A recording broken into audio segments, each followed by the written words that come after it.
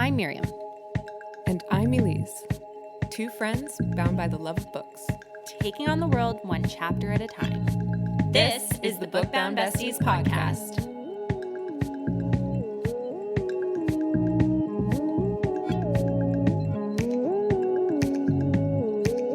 Hey, Book Bound Besties! Welcome to episode 6 of season 2 of the Book Bound Besties podcast, where we dive deep into your favorite books, have unhinged chats, and Elyse theorizes about what's to come because she has not finished the book yet. Today we will be talking about Iron Flame chapters 26 to 30, and today is a biggie.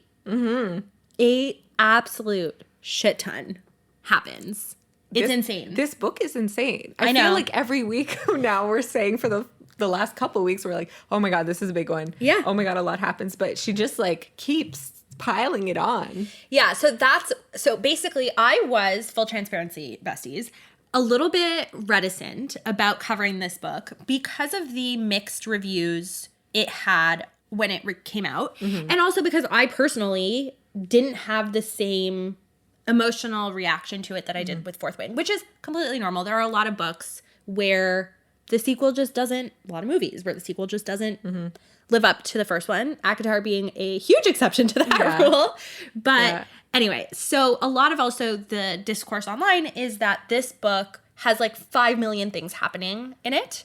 And I think that so far, like you just said, the fact that we're starting almost every episode with holy shit, so much happened is proving true. I will say now that we're about halfway through the book that I am enjoying it more than I did the first time around. Good. Probably because I'm not inhaling it at the speed of light. Yeah, it's a lot of info. So if like you read it in 2 days, right? Yeah. So to intake all that information and enjoy it, I feel like it's a lot. Yeah. You know? Yeah, for sure. I'm enjoying it. I was apprehensive just because of like things that mixed reviews and you were kind of like saying it wasn't your favorite and whatever, but I am enjoying it. And I think like the biggest issue or gripe I would have with the book is the miscommunication and stubborn silliness, but like we're getting over that now. Yeah. So I was like, okay, you know what? Like if it keeps getting better, which who knows, because fantasy books get better and then they get real worse. So This is true. If it keeps getting better, if we're kind of like over that part, I think we'll be okay, you know? Because a lot happens and it's interesting and like there's a lot of world development and I find everything we're discovering is really interesting. Yeah, for sure. This book definitely has a lot more world building than Fourth Wing did. It's totally normal. I would say that this book is, which is probably going to be really hard for you to believe given everything that happens. This book is a setup book. Just a little content warning, as we've been doing so far this season, and which we will continue to do because the books that we cover are not suitable for little ears. And this week we get some spice. So Yes, we do. listener discretion is advised. Before we get into it, we haven't chatted before we started talking about our chapters in a while. And I feel like I have a lot to say. Okay. Shocker. Number one, I don't know what took me so long, but Friday night, I texted you about this. Friday night, I finally watched the Barbie movie. Oh, yeah. I was like, what are you going to say? Yeah. Friday night, I finally watched Barbie movie. Justin and I had a quiet weekend, just like we spent a lot of time together because next week I'm on a bachelorette and the week after he's on a bachelor party. So we just figured, let's just like have some quality time before we are apart for 2 weekends. So Friday night, we go to Costco. We do our grocery run. I went to the book section. Unfortunately, there wasn't anything that piqued my interest, which I was kind of bummed about because I told him, he was like, hey, we need to set a budget because we spend too much money at Costco usually. Yeah. And I said, okay, that's fine, except we can't include the books in the budget because if we see books there, like the deals are just too good. We just have to take them. Anyway, we each get a hot dog. We get a Costco pizza. And PSA to anyone who has never had this before, but the Costco ice cream is next level. Like it is so freaking good. If you get it in a cup, they put the chocolate fudge. Obviously, you have to get the chocolate fudge, but they put chocolate fudge all along the inside of the cup. Then they put the soft serve, and then they put more chocolate fudge on top. It is so, so, so good. It's going to be it's a good thing that you can't Uber Eats it because I would have it every day. It's so good. Anyway. Amazing. So we do our grocery run. We come home, and we said we're going to do a movie night with our ice cream and our junk food. So we put on the Barbie movie. Nary 20 minutes. Is that the proper use of the word nary? I don't even know. But nary 20 minutes into the movie, you know when she's at the bus stop crying? Tears. Sobbing. Tears. Sobbing. When she turns to the old woman. The old lady. Says, Tears. I can't. Yeah. I can't. No. So then so Justin's like not paying attention, like the tears coming out of this eye, and he's sitting like, right. So he can't see the tear. And I was like, this is so beautiful. Like I wasn't expecting it. Like I knew that the movie had a good message and whatever, but like I did not expect 20 minutes into the movie to already be crying. I cried through the whole movie. Yeah, me too. I cried so much. Me too. Like the part, like the mom and daughter, I cried. The part with the old lady, sobbed. So Justin's looking at me and he's like hugging me. He's like, oh, Mimi. I'm like, there's so many layers to the movie. Yeah. I've only watched it twice, but I got invited to go see a preview of it. So I got to see it in a theater like early, and it was like, I was crying in the theater. Yeah. And laughing and just like, it was so good. It's so smart. It's so smart. The like feminist commentary is so like it's subtle and it's in your face at the same time. Done in a satirical way. Yeah. So it's kind of campy. Yeah. But then when you actually listen to the message, it's like it's so good. I love it. I love it. And I understand like satire is not for everyone. So like I think some people didn't like that aspect of it, but I really loved it. And then I watched it here with Scott, and again, same thing. Tears. Like I knew it was coming, and I was just like wrecked, and I was just like, but it's so good. And like a lot of it like has to do with the patriarchy and stuff. And it's just like I, as a woman working in set related things, so construction related things, like often being the only woman, like I have had comments said to me. I've worked in like just all male groups of like older grumpy men from a different time who just think like making shitty sexual comments is okay. So like I've been on the receiving end of like these just shitty situations at really young age. Like I started my career at like 20. So from like 20 to 23, I just like went through the ringer, and seeing this movie, I was just like, I feel so seen, and I was like sobbing, and like, and there's so many layers to it too, like on the male's side, in terms of like when men can't express their feelings and emotions, they turn to stuff like the patriarchy and like how easily warped that could get. And it's just so smart. It's just so smart. I just laughed so hard when Ken like is introduced to the patriarchy, and one of the things was golf. My husband is a major golfer, and I just looked at him and I just started laughing. Like sports golf, like this is my husband, I'm very happy to say, is extremely feminist, and you know, this is not something that is like an issue in our marriage or whatever, but it was just funny to see that like the stereotypical, like he is a stereotypical like male. Yeah. My husband is a jock. Like, anyway, I just found it funny. So your experience of being a female in a male dominated context is actually the complete opposite of mine. Because, well, I work in finance. Finance is a male-dominated industry, less so now, but whatever. My point is, I grew up in Barbie land. I went to an all-girls school where the motto is, and I guess this will identify the high school I went to, but like I don't really think it matters. I haven't been in high school for like 15 years. The motto to my school was, the world needs great women.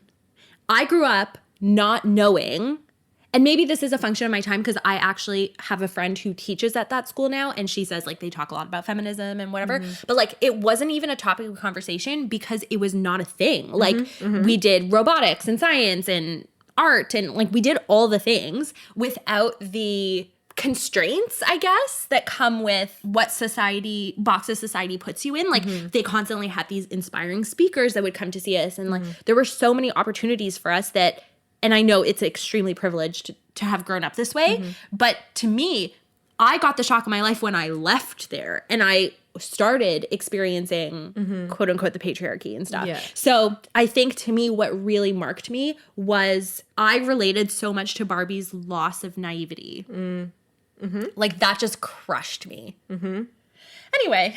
No, for sure. But I think also our generation grew up in a world where we were told like we could be anything, we could do anything. Yeah. And then when we left our safe spaces of school and had to go and do the thing, we realized that the world was not actually that. And that loss of naivety is like, I felt betrayed by the world. I felt betrayed by the lies I was promised, or like I just believed in those lies so hard that I felt betrayed by the world. And it is like, it was soul crushing. Like I was so sad. I was so depressed. Like, oh, see, I got angry. Okay. Like I'm the kind of person, if you tell me I can't do something, I'm like, okay, watch me. Same, but on a more emotional global level, it was just like, I was like, oh no, this is what the world really is. Like it was really heartbreaking. Yeah. But yeah, tell me I can't do something. Yeah. You just watch us. Welcome to Book Bound Besties podcast.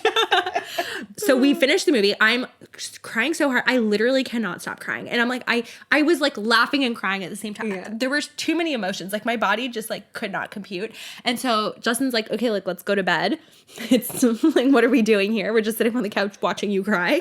And I'm like, I can't go to bed right now. Like, do you not see the state that I'm in? Yeah. Like we need to put something happy on TV to like change my ideas. So you put on Princess Diaries. That would have been the smart thing to do. No. Justin puts on the documentary about a lion mama and her cubs that he had been watching like earlier in the day. And one of the cubs had a broken back. And the narrator referred to this cub as broken back. And so I'm sitting there and I'm like, I'm losing my mind. I'm like, Justin, this cub has a broken back. And then the narrator is like, broken back would not survive if it weren't for its siblings and its mom. And I'm wailing. I am losing my mind. And broken back isn't getting milk because its siblings are like pushing. Anyway, I'm like, Justin, we need to turn this off. That's horrible. So then he's like, okay, we're going to bed. Like, this is just not happening. He's laughing at me at this point. And like, I'm laughing at me. I'm crying and I'm laughing at myself. Like, he's not being mean about it. And so then, you know what I did? I went to bed and I read the filthiest smut I could. Really shift gears. Yeah. And then I could sleep easy. Oh, okay. What did you read? It was Tessa Bailey, obviously. Okay. Yeah. Well, I'm glad you got to enjoy Barbie. I know it's not easy to watch, but I'm glad you got to enjoy. It was awesome. I'm really glad. And it was like beautifully filmed. The outfits were awesome. Everything was awesome. Justin's obsessed with Ryan Gosling now. We've listened to I'm Just Ken a million times. As you should. Yeah. I hadn't actually watched his Oscar performance. Yeah. I'm sorry. Like, we're going on 15 minutes I just can't shut up. It's okay. His Oscar performance was inspired. Do you know what it was, though? What do you mean? It was, he redid Diamonds Are a Girl's Best Friend, Marilyn Monroe's. Yes, because with all of her in one color and everyone in the other color. They were wearing the same ties. I didn't put together that. Yeah. I picked up on the Diamonds Are a Girl's Best Friend because I love Gentlemen Prefer Blondes. Me too. I love that movie. Good. Yeah. I've watched it several times. Yeah, I really like that movie. But just the fact that, like, he was singing, I actually turned to Justin at one point and I was like, is he lip syncing? He wasn't. He starts singing and I'm like, this is too effortless. Like, he doesn't even look like he's trying and he sounds amazing. So I was just like, red flag. But then he gives the microphone to Margot Robbie and Greta Gerwig and I was like, I don't hear them singing. So I was like, is he lip syncing? Then he gives the microphone to Emma Stone, but then you hear Emma Stone singing. So I was like, did they turn the microphone on? Like, I don't know. But then he kisses the cameraman's hand. And you hear the sound of him kissing the hand. And then I'm like, so now my brain is going like, this is like an insight into my brain, like how I process things. Then I'm like, okay, but wait a second. When he first started singing, it kind of sounded like he was laughing, like he was having so much fun, or like he thought this was so absurd that he's like laughing. So I was like, no, I think he was singing the whole time. He's just that good. I think he is very good. Yeah. Wasn't he like in the Mickey Mouse Club as a kid? Yes. Like he was like dancing and singing and all the things. Yeah. Which is what I told Justin. Our good little Canadian boy. Our two Ryans. Yeah. But Ryan Gosling grew up really not far from here. Really? He's from Cornwall. I didn't know that. Mm-hmm. I don't know if he grew up, but he's from Cornwall. Also, he is such a DILF. Like, did you know his daughter is like 9? How does he have a 9-year-old? I didn't know he has a 9 and a 7-year-old. Okay. I was like, dang. Okay, one more unhinged thing. Okay. Actually, 2 more, but like one is really quick. Okay. Saturday, Justin's golf course just opened. And as we've established, my jock of a husband is obsessed with golf. So he really wanted to go this weekend. His friends couldn't go. Actually, I don't even know if he asked his friends. I suggested that I go with him. I was like, you know, you love this so much. I've only been on a golf course once in the context of I used to work promo, and there was a promo for a golf tournament. Anyway, so that was the only time I've ever been on a golf course. So I was like, hey, you know, like, you're so obsessed with golf. It's such a big part of your life. Like, let's go to the golf course. And he's like, okay, listen, like, I'll bring you a few clubs. You can, like, practice putting. He really didn't want to play with me. He's like, you'll bring your book. I'll give you a blanket. And, like, that'll be, like, our day. It was super fun. The course was beautiful. It was a little bit cold. But now I understand why he is so obsessed with this sport. Do I love that it takes so much time and that he plays so much of it and it's so expensive? No, but I get it. Like, it was cool. Cool. It also felt very like early dating coded to like have him teach me how to golf and whatever. Like, he stopped short of like throwback to Barbie movie, like standing behind me and like showing me how to do it. He didn't do that. He was more like, be coachable, Myriam. Yeah. And like, he was like, you're making mistakes that I never even thought were possible. He's like, I'm correcting things I didn't even think I would have to correct. Yeah. And I was like, okay, well, that's because I have 2 mounds on my chest that like you don't have. My body is like different. Yeah. Anyway. I never played golf, but when I was younger, I would go to the driving range with my dad. That's fun. And just like learn how to hit balls. Swing a stick. Yeah. But I've never actually like played. Mm-hmm. Yeah, I don't know. Maybe I will eventually, but this satisfied my urge. Okay, the last unhinged thing. I'm sorry, we're going on 20 minutes, but like, it's okay. I'm having too much fun. Yeah. And I'm also trying to delay the inevitable of the chaos that is these 5 chapters. They're good chapters. They're great chapters. I'm just like not mentally ready. Okay. Tell me your unhinged thing. Okay, so I've been talking about every single album Taylor Swift. Yeah. And they're doing every single album One Direction. So I'm driving in the car, like trying to pump myself up for today, like good vibes, whatever. And I'm listening to Take Me Home, which is a fantastic album, if I may say so myself. And I come up with the idea of filming a TikTok/reel of identifying couples from the books that we love based on One Direction songs. So I barge into Elise's house and I tell her, I have this idea. Like, what do you think? It's kind of crazy. She's like, crazy is like our brand. Yeah. So I'm like, so I tell her the idea and I start playing one of the songs. And literally within 3 seconds, she guesses. And I collapsed. All I took was a few piano notes and I was like, oh yeah, that's so-and-so. I know. Anyway. Yeah. I just love life. Okay, let's get to Buzz Guy. Okay. Just before we get into chapter 26, let's do a really quick 1-second recap of where we left off. We left off Jack on a Barlowe. major cliffhanger. Jack Barlowe is alive and kicking. Okay, let's hear the synopsis for chapter 26. Still in shock from Barlowe's resurrection, the mood only gets worse as we learn that Samara has recently been attacked. All we know is one rider was severely injured, and that is enough to send Violet running. Accurate. Yeah, try to be. The pre-chapter blurb comes from Major Frederick's Modern Guide for Healers, and it says, quote, "Menders are not healers. Healers are bound to the code of Crichton, sworn to aid all in time of need and never to harm a beating heart. Menders are riders. They're only sworn to the codex. They can as easily bring harm as heal." Yeah, that kind of made me a bit like, ooh, it makes it sound like torture's involved, and I didn't like it, but then it has nothing to do with the chapter, so. Yeah, I guess that's true. Picking up where we left off, zombie Jack Barlowe is in class, and he nods to Violet. He gives her a friendly nod. That is weird. I was like, red flag. What's going on? Why is he nodding? Like, losing my mind. That's not Jack. No. Like, basically, this guy just makes his grand reappearance and then casually sits down and just attends class. Yeah. He's just like, oh, hey. Yeah. Taryn right away checks in with the rest of the dragons and confirms, yes, it is him, and Bade managed to keep it a secret this whole time, which is kind of nuts. I mean, we don't really know how the dragon network works, but... Well, we know that they do keep secrets because the elders and Taryn and Sigale are keeping Andarna secret from everyone else. So we know that it's not completely inconsistent with their operations. You're right. The squad discusses whether he's changed or not, and Sawyer's like, I think we're better off killing him again. Yeah. And I thought that was really funny. Riddick agrees. And I love that in this book, we're actually getting a little bit more of a glimpse of the dynamics within the friendships and not just Violet with each individual friend. I just thought that was nice because you see, I mean, we had it a few chapters ago with Sawyer and Riddick giving ratings to the sparring matches. Now you have them again kind of like working off of one another. They're getting more involved in these chapters, and it makes me happy too. Yeah, me too. So, quick side note, in this moment, I was like, oh my god, he's resurrected, and like he's obviously his soul had to be reconstructed. So I was like, wait, we've been hinting Varish isn't human. And I've previously been like, is he somehow involved with the venom, whatever? But I was like, wait, maybe he isn't human because he's also a zombie. Maybe he was resurrected too. I don't know. Just another Various, you're saying. theory. Yeah. Okay. Trying to crack this guy. Okay. No comment.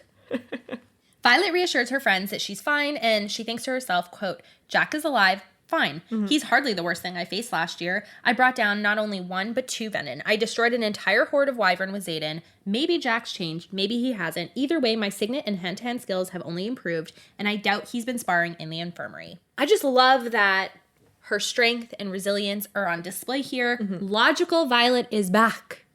Momentarily. Momentarily. She says stupid shit later. Don't worry. I know. Class begins, and we're told that yesterday evening there was an unprecedented attack on one of the largest outposts. So the room is buzzing with this news. And Devera tells the class that it's unprecedented for 2 reasons. 1, its proximity. They've never had outposts attacked this close together before. And 2, the size of the attack, because it involved 3 drifts. Violet's looking at the map and trying to figure out where the attack happened, but then we get a bomb dropped on us. Where was the attack, Elyse? Samara. Yeah. Violet's panicking. She starts a downward spiral, thinking something happened to Myriam and Xaden, and we found out that no one died in the attack, but someone was gravely injured. And then Devera scratches her neck right where Xaden's relic is as a secret code to Violet. And the panic that follows is, I feel for her so much. Like, I cannot imagine thinking. Yeah, I understand her panic. And I also think that in that moment, like, Taryn's panic already starts too. Because obviously he's like, oh my God, it's a Gale. Yeah. But I was like, oh, she's going to ask who got hurt. But no, but that was Devera. That Devera's giving her a code. Yeah, in her head. I don't know. Was that true? You think that was true? Well, yeah, it was true. We know that that's true. Because the severely wounded I know. rider was Xaden. I thought she made it up in her head. Even after. No. But I got the sense that it was very deliberate. Believe she didn't ask. Anyway, get more info. I don't know. I saw not that I saw no problem with it, but the logical step she took made sense to me. Like, I would have made that same logical step. Maybe that says something about me and not her, but anyway. Violet immediately bolts from class. This is a woman on a mission to get to her dragon. And on her way there, Bodhi, my sweet Bodhi, who I love so much and always is there, except for when he puts his foot in his mouth. But he's always there when we need him. He offers her his flight jacket, and she's off. I don't have any awards for this chapter. Oh, I have one. Let's hear it. For most romantic, I put, I don't want you to freeze to death on the flight. He yanks his flight jacket out of his pack and hands it to me. Oh, that's nice. It was a nice gesture. Yeah, I found there was a lot of, like, love romance in this chapter, like the squad checking in on Violet, Devera telling Violet subtly about Xaden, and then the Bodhi offering the flight jacket. Like, I totally agree, but there wasn't a single line that stood out to me to be awarded. That's fair. In my opinion. And it was a super short chapter. Yeah, super short. The audiobook was five minutes. Was it? Yeah. Okay. Right into chapter 27. Violet bursts into Samara, only to find that Mira and Xaden are both alive and well. Tensions rise between Xaden and Violet, neither of them wanting to bend to the other. That is, until Xaden breaks, and we are swept into a heated shower scene. It's hot, it's wet, it's explosive. Love that. Yeah. It is. It's so good. So good. Okay. The pre-chapter blurb comes from Colonel Kaori's Field Guide to Dragonkind, and it says, quote, by their 3rd year, a rider must attain full and complete control over their shields. Otherwise, in moments of extreme stress, they are susceptible to being not only influenced by their dragon's emotions, but controlled by them. This time, the pre-chapter blurb is very appropriate. Absolutely. And actually gave me a little bit of reassurance that she can't be fully blamed for what she just did. Because she's only a 2nd year? Yeah, exactly. I was like, oh, this might actually protect her, because I thought she'd be in a lot of trouble. And then reading this, I was like, oh, maybe we have an out. Like, maybe we'll be okay. But, yeah. Well, she would have been in a lot of trouble, spoiler, for, like, later this episode. Yeah. If it weren't for Colonel Kaori. Yeah. And he uses this as kind of an excuse. Yeah, so 100%. I was just like, okay, we're going to be okay, maybe. Yeah. So Violet arrives at Samara in a state and a half. And she doesn't care about the consequences of just having fucked off Basgayeth to do her own reconnaissance mission, basically. There's a line in here that harkens back to the question you asked me in episode 3 of season 2. And it was because it was when Violet and Xaden were, like, making out with each other or whatever. And you asked whether you thought that Violet was impacted by Taryn's emotions when her and Xaden made out for the first time in Samara. Mm-hmm. In this chapter, Violet is trying so hard to separate her emotions and feelings from Taryn's, but she can't because of him. Like, she's trying to parse out whether the desperation she's feeling and panic she's feeling is due to Taryn or her own feelings. Whereas, like, back then, she doesn't identify the feeling she's feeling as Taryn's feelings. You know what I mean? Because, like I said, back then, the dragons are better at separating their emotions from their human. Right.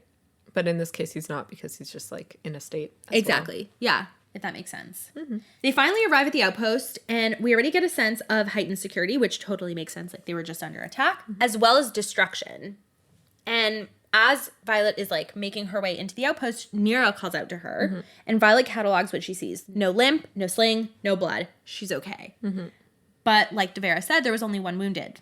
And she knows that it wasn't Mira. Myriam realizes that Violet has come without leave and is worried about the consequences for her when she returns to Basgiath. But Violet doesn't care. She just wants to know where Xaden is. And Mira tells her, quote, he's in the sparring gym. From what I hear, your man is the reason we still have an outpost. Swoon. Major swoon. Your man. She calls him your man. Oh, I just... Okay. When Violet walks into the gym, she's expecting to see a makeshift infirmary, like something. Yeah. Why else would Xaden, who's been gravely injured, be in the sparring gym? But no, it's... No. He's sparring. Mans is in workout clothes. Wait, hold on. In a muscle-hugging uniform. Just you know, to get the pictures. Yeah. I think... Is it sleeveless? I think it's sleeveless, too. Oh, I don't know. Maybe that's just my own imagination. I'm stuck with the muscle hugging. I was like, I could do with that. Isn't all the uniform muscle hugging? I don't know. Sparring with Garrick. Side note, welcome back to the chat, Garrick. We haven't heard from you in a really long time. Yeah, really long time. Yeah. And he's in my favorite place, sparring with Xaden. This is your favorite interaction between him and Xaden. It is. Actually, apparently Onyx Storm is going to be, we're going to have a lot of Garrick in Onyx Storm. Oh, good. Yeah. That makes me happy. Yeah. When Violet realizes that Xaden is unhurt, she is so angry with herself for letting her emotions take control. And we have been ragging on emotional Violet for the last 26 chapters. But do you think we can cut her some slack in this scenario? Yeah. I think so too.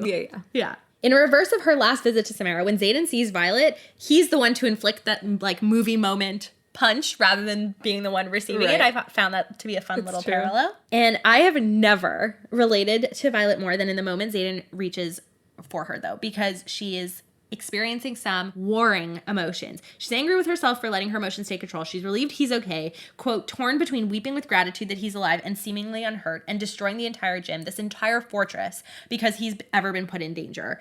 And as our chat about the Barbie movie kind of highlights, like, that is me. I, like, laugh, cry at the same time. Yeah. I'm, like, angry, but, like, loving at the same time. You know, like, just this whirlwind is very relatable to me. Yeah. Anyway, she's realizing that she's not in enough control to put her shields up.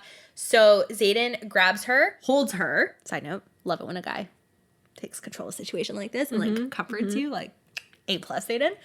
And he takes her to the bathing chamber. Question for you. Were you surprised that they have plumbing? Yeah. But he has to hand pump it. Did he? Yeah. Yeah, he like plays with the pump or something. No, I think he just turns a nozzle. Why did I read it as he plays with, like, he pumped it? I don't know. I pictured him like because he pumps something else. I pictured him like getting the water going. Oh, really? I don't know why. No, maybe I got too distracted by what's to come. But then it runs for a really long time. Exactly. So the pump doesn't really work. Like, when I think of a bathing chamber, I think of a bath. I don't think of a shower room. I pictured a like gym shower room, but like medieval. I mean, you were right. But like... Anyway, he turns on the shower to like freezing cold and soaks them both. The shock of the cold water snaps her out of it, and he tells her to put her shields up, which she does. Now that the situation is under control, he asks her, what the heck is she doing there? And she acknowledges that she doesn't have leave, which enrages him. And then he noticed that she's wearing someone else's flight jacket. Yeah. Which enrages him even further. Yeah. But now it's Violet's turn to be angry. Quote, are you serious right now? I ran out of battle brief the second Devera clued me in that you'd been wounded. Yes, I left without leave. Then I flew 8 hours at breakneck speed with an absolute irrational Terran who thought if you'd been hurt, then Sigale would have been too. And now you just pull some possessive, jealous, Whose jacket is that bullshit? Just because your cousin knew I was so panicked that I wouldn't stop for my own flight leathers, you can fuck right off. I kind of like that he got a little jealous. Me too. Like, in all that's going on, he's still like clocked it right away. He's like, wait a minute, whose jacket is that? Like, well, we talk so much about in Fourth Wing, Violet's ability to process information really quickly. Well, so can Xaden, apparently. Oh, yeah, for sure. And then all Xaden replies is, you were worried about me? Yeah. I'm just a pile of mush. Like, this is a guy who a few chapters ago expresses the fact that he had forgotten what it was like to be loved. He has to remind himself that she loves him. And now he's like thrilled that she was worried about him. It's just like, my heart.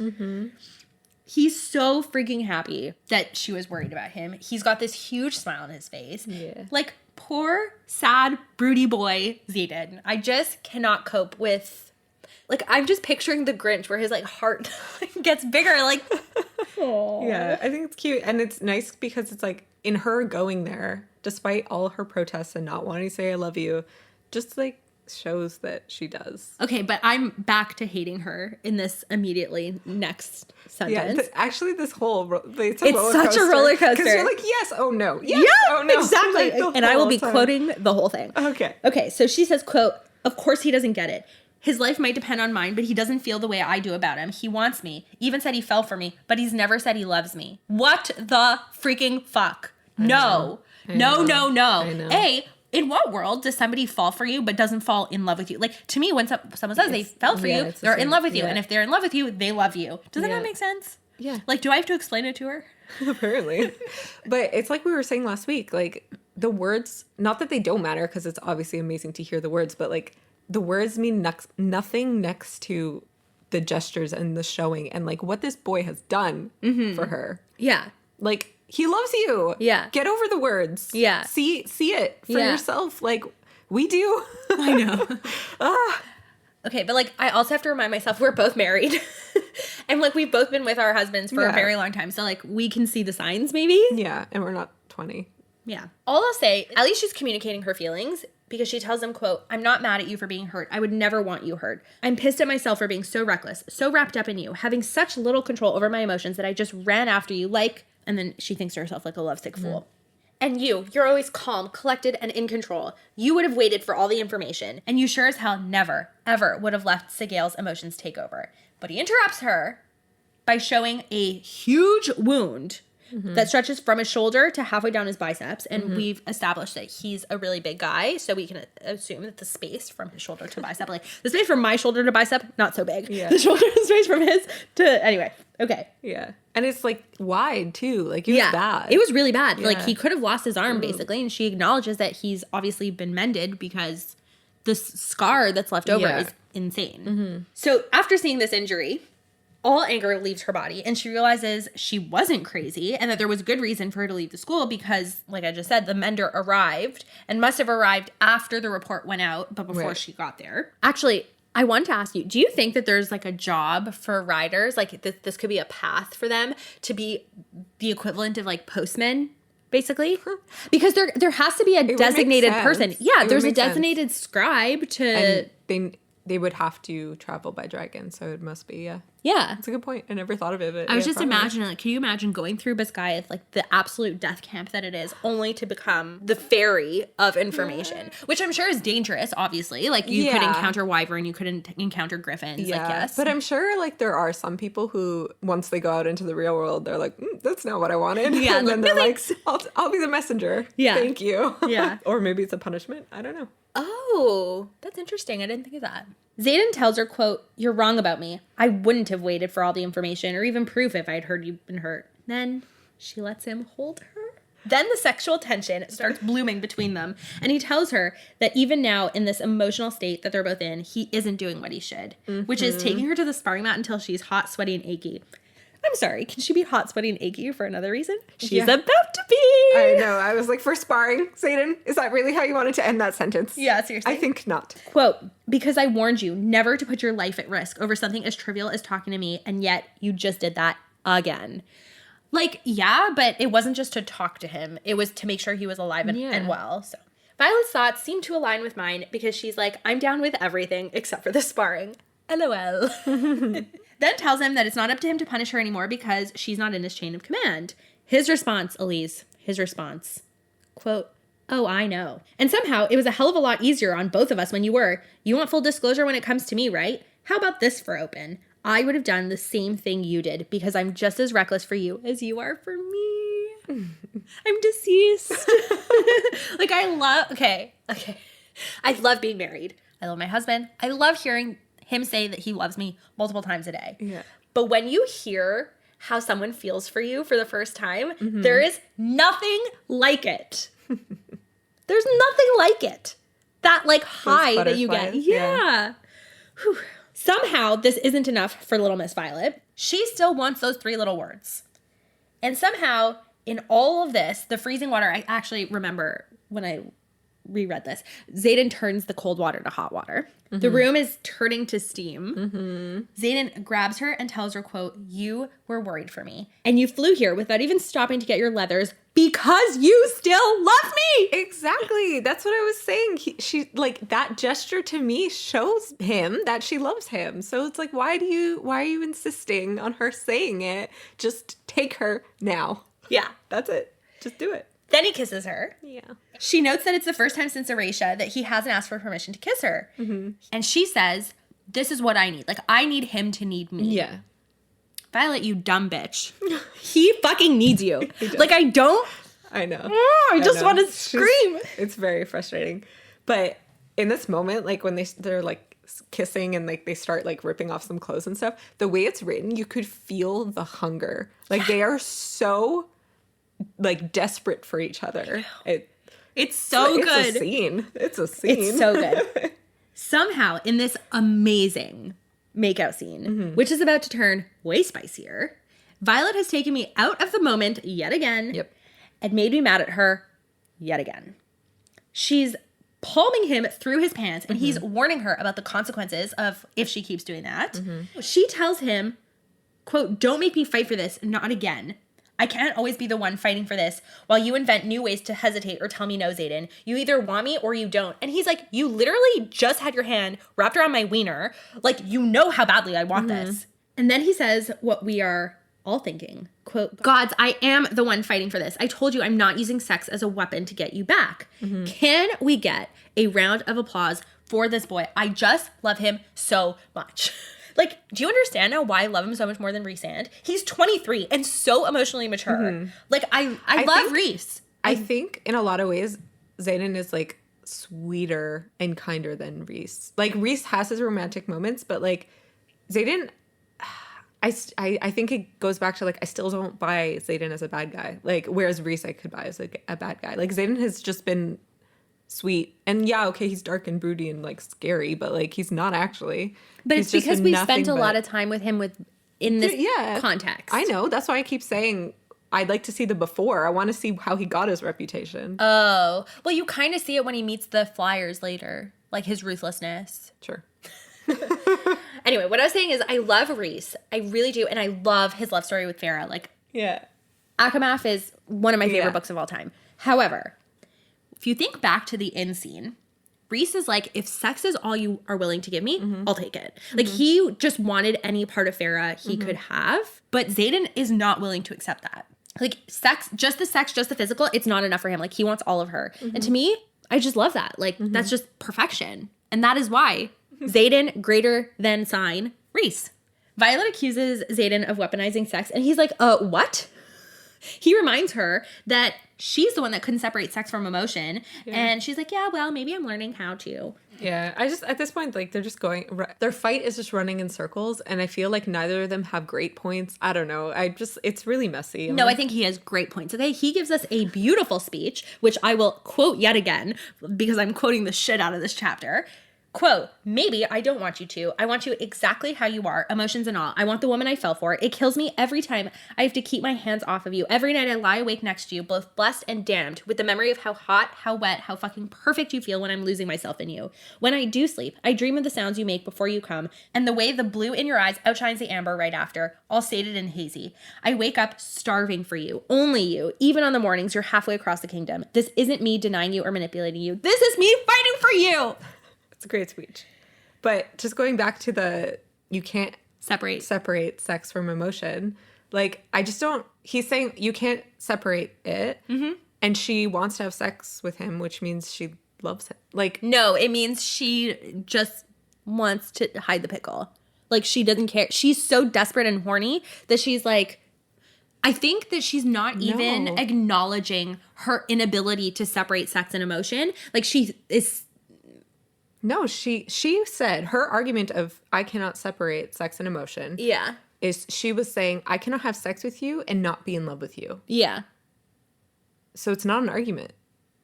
Because she's saying I want to have sex with you, and he's like, yeah, but so he doesn't by them having sex, it just like fortifies the fact that she's in love with him. But he knows she's in love with him. He just wants to hear it. Mm-hmm. And she wants to hear him say, like, basically they both know that the other, well, actually, no, Violet's an idiot. She doesn't think he's in love with her. But, you know, like, they essentially both know that they love each other. Yeah. But I think in this moment, she wants to have her cake and eat it too, in the sense that she wants to not tell him she loves him, but bang. Mm-hmm. And he's like, well, you can't separate the two. Like, he's taking her at face value. He's saying, well, if you can't separate the two and you're not telling me you love me, then we can't have sex. No, it doesn't work. I don't know. I don't get it. I don't get that argument. Anyway, moving on. Beautiful speech. Beautiful speech. Then she's annoying again. She tells him, you want to fight for me? Then take a chance without knowing how I feel. You want me? I hate this part. I hate this part so much. I was so annoyed with her. I know. So manipulative. I know. What a piece of... anyway, go ahead. You want my heart back? Risk yours first this time. Yeah, basically she's just butthurt because she said I love you and he didn't say it back, and then he like betrayed her with the quote unquote lies that weren't really lies. She's just butthurt. I know. She wants to hurt him the way he hurt her. That is so gross. I know. It's so gross. It's just so stupid. It's just so stupid. I just like it. Obviously, like when you love someone, you shouldn't want to hurt them, and this is the game she's playing.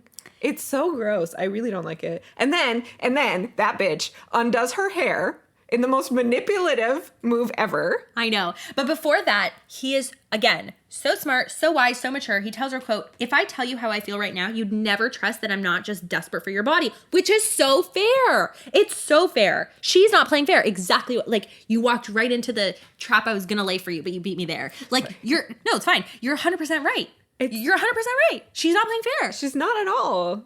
She knows. And he's literally told her, if ever you want to win an argument or whatever, or bring me to my knees, just like undo my hair, undo your hair, or play with your hair or something about your hair. I don't know. And like literally she's like, oh, that's it. He's gonna fuck me if I do this. Yeah.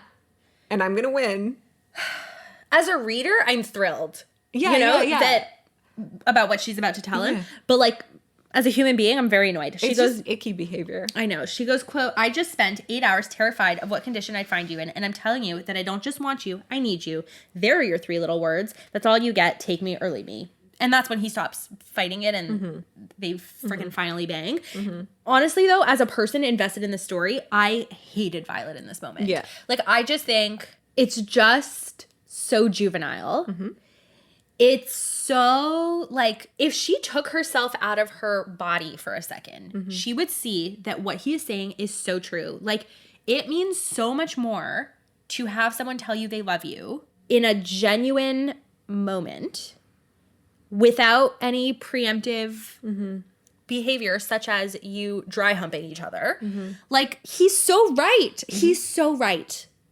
Mm-hmm.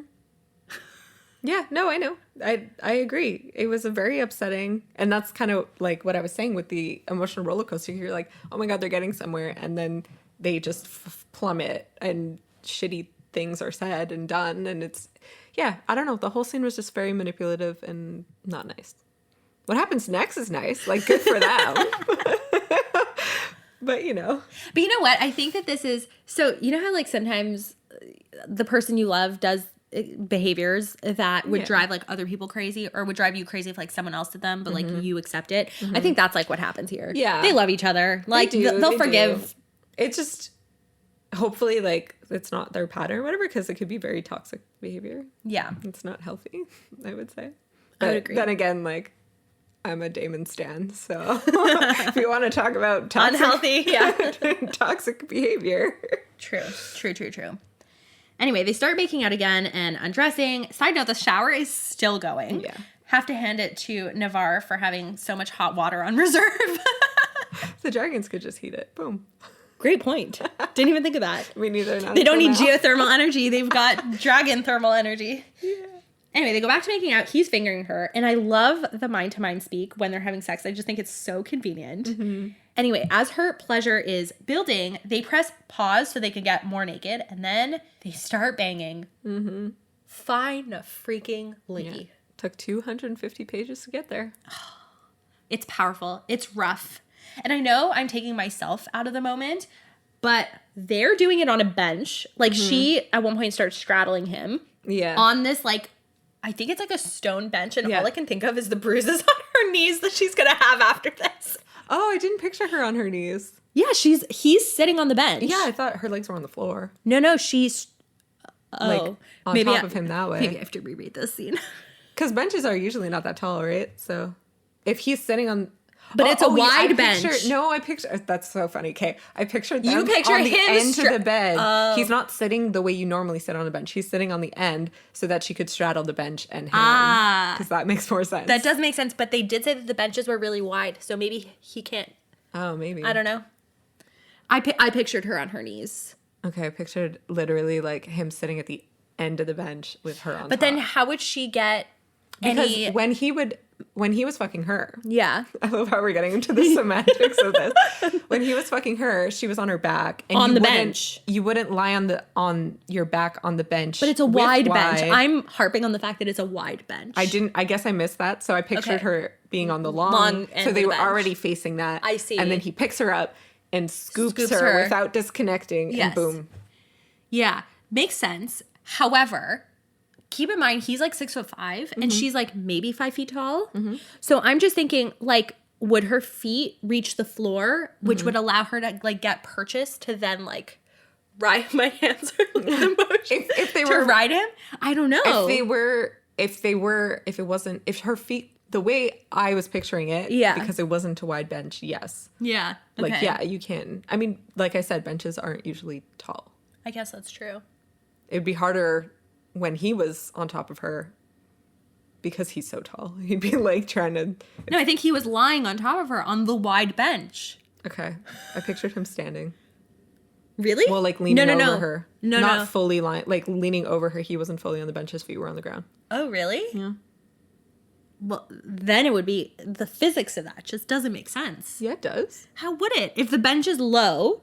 Okay, now we're really logicking this out. If the bench was low enough for her feet to reach when she's riding him, then he would have to be like bent practically over. in like a squat, but like a forward squat, like an inverse squat. No, this makes no sense. I cannot picture this. You just bent over her. Her legs are up in the air. Her pelvis could be up in the air. I don't know. Anyway, that's how I picture it. DM us what you guys think. Solve this debate. Because how did they have sex on the bench in the shower? Yeah. Someone draw us a picture. Anyway, so they're riding each other. Yeah, she's coming. She's exploding chanting, lightning. Yeah, she's chanting herself, I love him, I love him, love him. And I'm just like, just freaking tell him. He's about to come, and she's going to again, which again, like we've talked about her ability to come multiple times. Like her refractory period is so short, and I'm just like, good for you, girl. So is his though. No, I know. I know that. I know that after. I was just like, man, must be nice. Anyway, she is about to come again, and she's holding back, and he knows that she's holding back, and she's holding back because she just doesn't want this to end, and she's afraid that they're not going to get to do this again. So she basically just wants this to last. She just wants this to last, and he's like, let go. I'm not giving up on this. I won't give up. Elyse, when he comes, he destroys the shower room. I know. So, you know how they, like, when she comes, her lightning goes off, and when he comes, his shadows go off? So I was like, oh, their orgasms are the onyx storm. So basically, Rebecca Yarros is writing us a 500-page book of just sex. Anyway. Love that. Love that. He tells her, quote, just when I think I can handle you, I completely fucking lose it. And she goes, that's my favorite part. Then he says, why does that not surprise me? Death of me, I swear. I know, stop it. I don't like that. I've said it since the beginning. He needs to stop saying that. Anyway. Yeah. You know what? I have to say, I did not break a sweat. It is cold today. But anyway. Yeah, it is fair. It is cold today. If we were at my house, I also keep my house like an oven. I love being warm. So if we were at my house, I would be sweating. Yeah. I'd be taking my sweater off. Yeah. She asks them, what are they going to do now? But like, as soon as they're done. I know, like give you a second. Enjoy the afterglow for maybe half a second. Yeah, especially like, given his refractory period. Like, you can go again. Right? But it's just like, okay, we just destroyed the shower. What do we do now? Like, what? Enjoy it. Yeah. For 2 seconds. You didn't want it to end. Why are you cutting yourself off? Yeah. Anyway. So he gives her 3 options. 1, go for round 2 in the showers, which, like I'm going to say for the 3rd time, good for Xaden. This is a fantasy novel, but that's a really freaking short refractory period for a guy. I actually Googled it because I was like, what is a typical refractory period for a guy? And it's like usually it really wasn't helpful what I found. It could be minutes, hours, or days. So depending on the guy. I mean, I think also in youth it's faster. Yeah. And he's still young. But like, yeah, not everyone could just go again like seconds later. But yeah. So I listened to the podcast Guys We Fucked a lot. And it's something that comes up a lot. And there are some people who, like there's people who have been guests on it, guys, who are like, oh yeah, I could go again in 5 minutes, no problem. And then other people are like, no fucking way. Yeah. So I think interesting. Same thing for like how easily people come. Like some people come really easily. Yeah. Some people like could come just by penetration. Yeah. Some people require more stimulation. That's true. Like all bodies are different. Yeah. Option 2? Option 2 is to get cleaned up, get dressed, and sneak into his room where they can go for round 2. Option 3 is to clean up, dry off, and fly to the rendezvous point to drop off the daggers. And I love how option 1 and 2 are sex related, but obviously Violet's like, let's go for option 3. Yeah. I mean, hey, she got hers, you know? She got hers 3 times. There you go. Oh, 3 times? I thought it was twice. Oh, it was twice. Yeah. I got confused with something else I read. I do find though, because like because I'm reading this a couple chapters at a time, like I'm reading other things. Yeah. And like literally sometimes I'm like, I'll read a thing and I'm like, oh yeah, that's because of and then I realize, no, that's in a different book. Yeah. Well, it's because last night I read a sex scene in a bathroom also. Oh, that's funny. So that's why I got confused. That's really funny. Awards. What is your most romantic line? I am not always calm or collected, and I'm never in control when it comes to you. And you're not wrong about me. I wouldn't have waited for all the information or even proof if I heard you'd been hurt. Same vein. Same vein. Yeah. What's your funniest line? You seem a little angry that I'm not at Malik's doorstep. Would you rather I be bleeding to death in the infirmary? Mine is, it's Bodhi's, you territorial asshole. It's great. And like spiciest, I didn't pick one. Like there's so much spice. There is so much spice, but I know exactly how much you could take. Which I find so hot. Like, you know her body like so well. Oh, and he does. He does. Which also is a fantasy thing. Like, actually, I think it's like a romance novel thing. I was reading this Tessa Bailey book where like this couple had banged like maybe 2 or 3 times, and the guy like knew exactly how to like get her going. I'm like, that's really fast. Like, that is really fast. Either he's super observant, which tracks it's a romance novel or whatever. But like, no, that's really fast. For a guy to know, actually, this is something. I mean, I don't know if this is TMI or whatever, but like, I asked Justin because in these books, a lot of times like they notice each other's pulse while they're having sex or like while they're like making out or whatever. Like, oh, his pulse like quickened or whatever. I have never noticed Justin's pulse. I've been with him for 10 years. Yeah, I've never like that's just not something I clock. Yeah, no, me while neither. we're in the moment. Me neither. Definitely not. Okay. And it's not like my head's like in a place I could hear his heartbeat. Like, I don't know. Yeah, I just, anyway, in these books, like there's just some like sex things that are written to get you in the moment, I think. Oh, absolutely. Yeah. But also like part of it, I was like listening because I listened to the whole thing. And how was that for you? It was good, but you're gonna laugh. I ADD'd out. Okay. The sex scene was so long and I was doing other stuff. And then I was like, they're still fucking? Because I was sewing. Because anyway, as you know, I'm working a lot right now. But yeah, so I was listening to it, and I was listening to the sex scene, and I was like, oh, okay. And it was good. And like, the shit he says is like really, really good. Oh, excuse me? This is coming from the girl who is not into dirty talk? Not dirty talk. There was a few lines. Actually, I almost highlighted a few lines just to be like, that is so cheesy, takes me out of it. Really? Yeah, there was a few lines. Okay, I think there were a few lines for me too. That I was now like, that I think about it. I think there was cringy. one where he was like, she was riding. Oh yes, it was when he says, "We're picking up right where we left off." Yeah, there was that one. There was a few moments that I was like, oh, but anyway, I was sewing while I was listening, and then I guess I was focused on something I was doing for a few minutes, and then I was like, wait, they're still fucking? Like, I was just, anyway. But then I reread it. So I listened to it first, and then I read it. Okay. And then I made my notes when I read it. So. Okay. But yeah. Okay, we need to come down from the high, from the sex, and now we can go into the, like, political crap. It's funny, I think someone had mentioned, like, oh, the shower scene, and I don't remember who it was. It was Hannah. It was Hannah. From House of Wind pod. So as we were reading it, I was like, oh, this is the shower scene. Yeah. So, yeah. Did not disappoint. Nope. Did not disappoint. Let me tell you, the next one will not disappoint either. Chapter 28. Chapter 28. Finally letting Violet in, Xaden and her go to an alloy drop-off. They are met with Griffin Riders, and it's clear that both sides don't see eye to eye. The drift includes a ghost of Xaden's past, and she is not above sizing up Violet. Tensions only run higher as the drop is made. The pre-chapter blurb comes from Griffins of Poromil, a study in combat by Major Garion Savoy. Quote, though Griffin riders are not capable of producing signets, they are not powerless. In fact, some would argue that they've honed lesser magic, especially mind work, into the deadliest weapon of all. Underestimating them is an error. The chapter opens with Taryn expressing displeasure over Violet joining Xaden on this little outing. And I love that he tells her that he's still allowing her to fly on his back because, quote, I vowed to let you make your own choices after Rhysand, not because I agree with you. When Violet points out that this is a risk to Xaden and Sigale as much as it is to her and that they take it all the time, Taryn says that Xaden isn't his problem, but Violet argues Sigale is.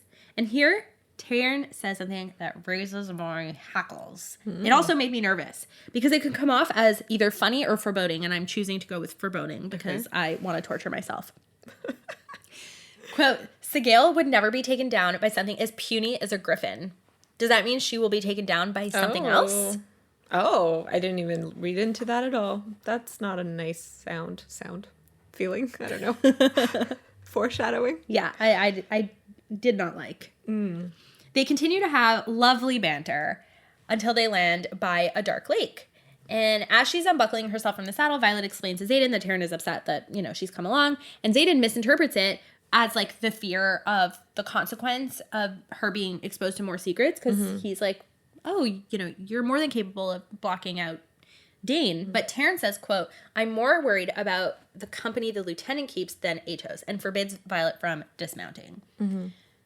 This is because they are close enough for a wyvern to fly, this is because they're now close enough for a wyvern to fly by, and Taryn remembers what happens to dismounted riders, which we all know. They become husks of human beings. So we see that, like, we've seen it a lot with Violet, that she has a little bit of, like, PTSD from what happened, but you could see, like, Taryn, like, obviously is very bothered by that exchange with Venon and Wyvern, too. Like, if it's still at the forefront of his mind. And yeah, and he's super protective of his silver one. Which he should be. Violet accuses him of being overprotective, and Taryn says, quote, I am a credit to my line. He is totally unfazed. He's strong in his belief and desire to protect her, and he is unapologetically so. Love that. Me too.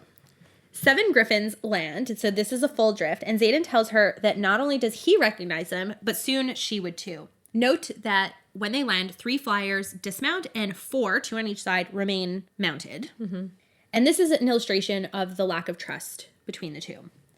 One of the 3 dismounted flyers is the woman from the lake in Fourth Wing, and Xaden calls out to her, naming her Serena, which, side note, I love that name. Serena? Yeah, I think it's nice. Really cute. He sets the 2 bags of weapons in front of him as a power move if they want it, like, they have to come and get it. Accompanying Serena is another young woman who seems to be related to her, and she appears to be Violet's age. She's really pretty, and apparently she's looking at Xaden with longing and hunger. Serena tells Xaden that it's good to see he made it through the quote-unquote unfortunate assault on Samara. And it's like, what? Excuse me, Serena? Xaden is not happy about it either, demanding an explanation, especially since he was almost taken out. He tells him that he was also only almost taken out because he hesitated thinking that it was one of them. Yeah. And like he trusted them. Yeah, that exactly. they wouldn't actually attack. Yeah. So but he that was if like, it happens again, he's like, not going to hesitate. I'm not hesitating, yeah. Serena tells him that they are getting orders, like this is coming from a chain of command that like she has no control over because they need more weapons than he can supply, and there's enough of a stash of daggers at the outpost to arm 100 flyers. Xaden argues that they are, like those daggers are already powering their wards, and then the pretty girl jumps in and is like, our wards? Since when do you sympathize as with Navarre? At least you have wards, Xaden. And I'm like, uh-oh. The way she calls his name, the way she calls his first name, because Serena called him Rhysand, Violet, like, immediately is like... She's like, who is this chick? Yeah, they know each other for sure. Yeah. Xaden turns back to Serena, telling her that the attacks must stop. He threatens that the moment he hears of flyers actually stealing daggers or of any Navarre wards being weakened, he'll, quote, cut off what shipments we do have coming your way. Serena's like, basically, you're condemning us to death, and that's when Violet steps in. Rightfully so. Yeah. Yeah. She says those weapons are feeding the wards, and if the wards come down, the venom not only will attack Navarre, but have access to the hatching grounds, which is like an unlimited supply of power. So they'd be unstoppable. It's like that is the worst possible thing that could happen. Absolutely. And it's in the Griffin's best interest to keep those wards up too. Yeah, 100%. I found that this was like a record scratch moment, like when everybody like, turns their heads to her. Yeah. Taryn's upset with her for having drawn attention to herself, but she points out that she never said that she'd be quiet. And I'm like, I like that. Yes. Yeah, and in this moment, I was like, yes, old Violet. Yeah. Like, we have old Violet and new annoying Violet, and this was an old Violet moment, you know? Yeah, 100%. Serena acknowledges Violet, and Violet tells her that she's glad she survived, and things are really, like, cute and friendly between these two. But then, the pretty girl looks at Violet with not-so-friendly feelings. Well, it's because Serena says, quote, nice to meet you without Ryerson's face attached to yours, Sorengale. I know. So it's very much like, obviously, Kat's like, oh, this bitch. Yeah, I know. And she's like throwing death glares at Violet and Taryn, who starts growling. Yeah. And Serena warns her, quote, you know better than to stare at a dragon, Cat. Cat.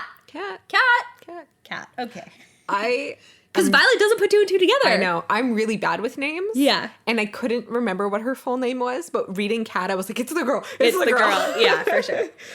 She thinks to herself that Cat is a fitting name for the way the girl is sizing her up.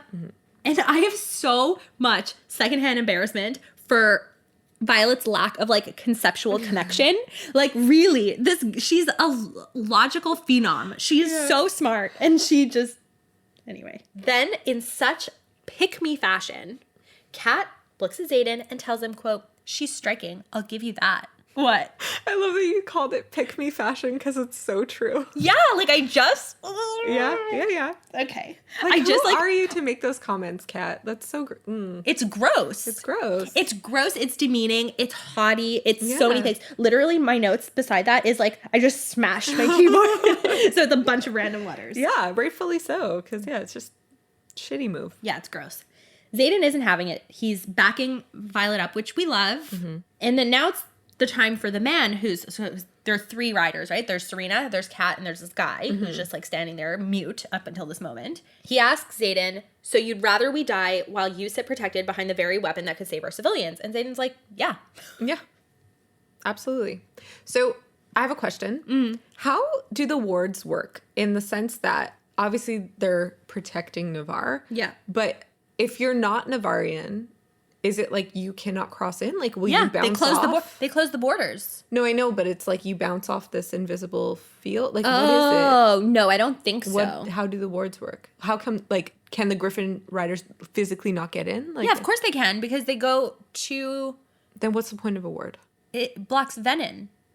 Only? Yeah, like venom can't wield from, or can't channel from the ground from within the wards. Okay. I don't know if we learned that yet, but... But can they get in? Or will they bounce off? They can get in. They can get in, but they're like powerless. Okay. Or relatively powerless because they can't re-up on their power by channeling through the ground. Okay. They're much less dangerous. Yeah. So then, like, why don't the Griffins sneak in and just because make their there's own little Navarian people civilization. guarding their border. There's always ways.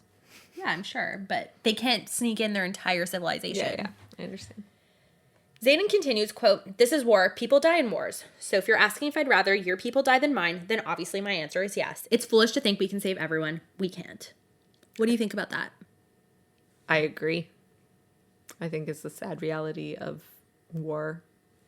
And it would be, if they actually did try, I mean, the only way they could save everyone would be to open up the borders and let everyone in. Mm-hmm. But it's just not realistic to their situation. And like, I think in situations like this, like, you just need to like cut your losses and make choices, and it's not going to be in the best interest of everybody. You know, you're never going to find a solution that's in the best interest of everybody. So he's not wrong for being really pragmatic. Yeah. You? Yeah, I agree. I agree with anything Xaden says. Then he points out that, quote, "We're not just sitting behind our wards either. I'm risking my life, risking the lives of the people I care about to get you weaponry from Basgiath and to complete our own forge to keep providing that weaponry. So we're ready when both Dark Wielders and Navarre inevitably come for us," which they will. Kat hones in on the forge, telling Xaden that Viscount Takaris would strongly argue that statement. Xaden apparently has had 2 chances to acquire the luminary.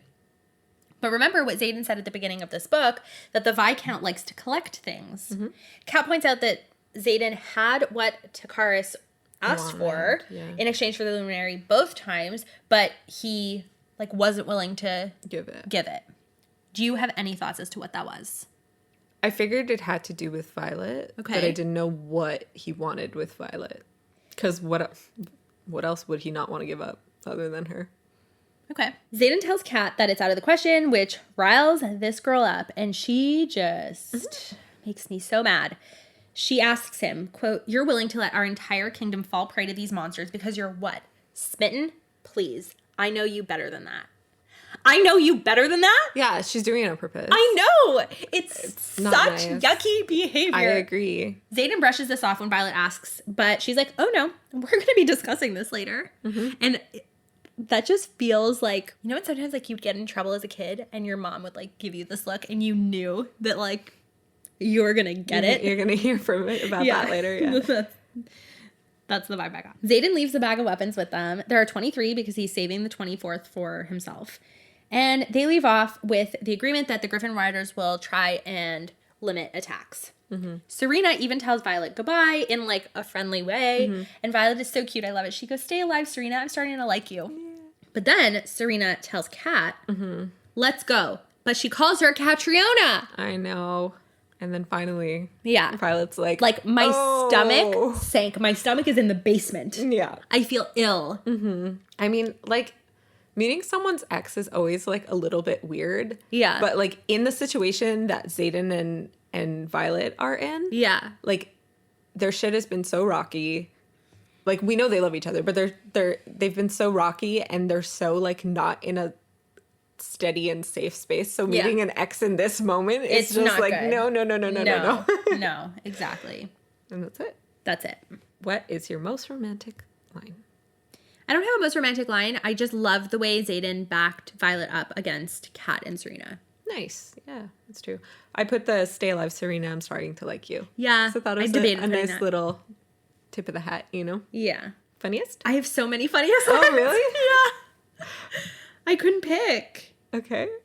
Okay, so I have when Violet and Taryn are like talking and she goes, "An emotional inconvenience, is that what I am to you?" You have that one too? Yeah. Okay. And then he says, "You're currently a prized annoyance," which I thought that was funny. Then at one point in their conversation, he goes, "Next time you fly, I'll ride," which I thought was funny. Yeah, also. Then when Serena says, "Nice to meet you," without Ryerson's face attached to yours, Sorengale. And then lastly, "Tell your dragon he's still the scariest fucking thing I've ever seen, Sorengale." And she goes, "I would, but it would just inflate his ego." His ego, yeah. All good lines. I know. I mean, yeah. I have no spiciest line, so that compensates for the... I put a sassy. Okay, let's hear it. I thought we were on the same side, but I won't hesitate if it happens again. Just Xaden putting his foot down. Love it. Chapter 29. Violet and Xaden continue to break down walls, spending their final few hours talking. Back at Basgiath, Violet has yet another run-in with Varish, but Rhiannon comes in clutch, wielding her signet. It seems it's time to let Rhiannon in too. Yay! You've been waiting for this moment for literally 29 chapters. I think my jaw actually dropped. Like, Really? I was just so, like, because I was listening to it. And I was just like, oh my God, finally. Because I guess, yeah, I was listening to it and I was just waiting in anticipation to, like, what is she going to say? What is she going to tell her? And then she tells her, and I just lost my mind. I'm so happy. Yeah. The pre-chapter blurb comes from Article 4, Section 1 of the Biscayeth War College Code of Conduct. That is a tongue twister. Mm-hmm. Quote, cadets who are found absent without leave will be subject to court-martial by their chain of command if they are not executed on site. What's court-martial? It's like court where you have to defend yourself, but in the military, it's like the way they punish you. Yeah. Okay. I don't know how I know that. That's really... Anyway. The chapter opens with a hint, just a little taste of good communication. Violet asks... Made me so happy, though. Yeah. After everything we've gone through, this was like, oh my God, they're doing it, guys. They're doing it. Don't get too excited. Violet asks Xaden, quote, to avoid jumping to conclusions like last year, she's your ex, isn't she? He didn't know how she knew, and he's a little bit caught off guard, so he's like, yeah. But he also reassures her that they were over before they even met, they being Violet and Xaden. Which leads me back to the question I asked you in Fourth Wing, because he told Violet in Fourth Wing that he cared about her before he even knew her, or long before she thinks, something like that. Yeah. So do you think that's why he broke things off with Kat? Like, do you think there's this theory out there that Brennan was, like, talking to Xaden about his sister, and so Xaden, like, fell in love with her before they even met? That's weird. Okay. I don't know. Yeah. So why No. else would he have broken things off with Kat before having met Violet? Because, I don't know, Kat was a pick-me girl, and he got over it. Yeah, some guys like pick-me girls. Yeah, I know. No, I don't know. I just assumed they broke up. Like, who knows why? It's kind of hard to be also on the two different sides of, like, her being with the Griffs and he's with Navarre. Do you just call them the Griffs? The Griffs. And he's with Navarre, so I think it's just a complicated situation to be in. But they were young. Like, it might not have been... I was going to say it might not have been serious, but Bodhi did like, he explicitly says, like, something about him caring for Kat. So Yeah, I think like, their relationship probably was serious. But, you know, The I don't thought know. of Xaden being with another woman, it just makes me want to puke. Like, he obviously, his sexual prowess didn't come out of nowhere. I mean, yeah, I don't know. But I find that a weird theory. The Brennan thing. Yeah. That's weird.